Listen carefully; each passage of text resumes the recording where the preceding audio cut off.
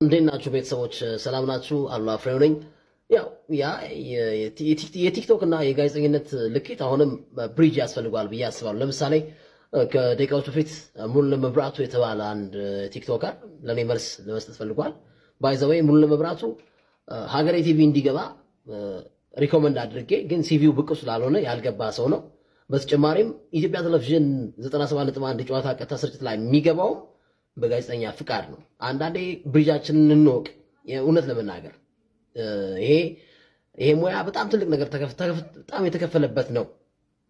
ዲግሪ ማስተርስ ሲያዝ እና ሰልፊ ስቲክ እና ዋይፋይ ስልክ ስላለ ብቻ ማንም ቲክቶከር መሆን ይችላል። እና አዲስ አበባ ስቴዲየም ላይ ትናንትና ስንመለከት ለኛ ከተሰጠን ሪስፔክት አንጻር ነው ይሄን ያልኩት እንጂ እኔ ቲክቶከር ላይ ጥሩ ቫይብ ያላቸው ጥሩ ነገር ጥሩ መልእክት የሚያስተላልፉ ሰዎችን አይቻለሁና አንዳንዴ የምር እውነት ለመናገር ሌቭላችን እንወቅ። ባይዘው እኔ እዚህ ቲክቶክ ላይ መጣሁት እኮ አሁን ኢትዮጵያ ቴሌቪዥን የቲክቶክ አካውንት አለው። ህዝቡ ሙቭ ስላደረገ ነው። ሶሻል ሚዲያ ቴሌግራም፣ ፌስቡክ፣ ዩቲዩብ ምናምን ፕላትፎርም ነው እና ሙያውን ዝቅ አድርገናል የመጣ ነው። እኔ 100 ሺህ አስገቡ ብለ አሁን የመጣሁት ለሙያው ርቄ ሳይሆን ፕላትፎርሙን ለመጠቀም ነው። እና ይህን ነገር አንዳንዴ ኮንሲደር እናድርገው። ዝም ብለህ መተህ ቲክቶክ ላይ መሆን ትችላለህ። ዝም ብለህ መተህ ደግሞ ጋዜጠኛ መሆን አትችልም። እንደምታየው እዚህ ወንበር ላይ መቀመጥ ይናፍቃል።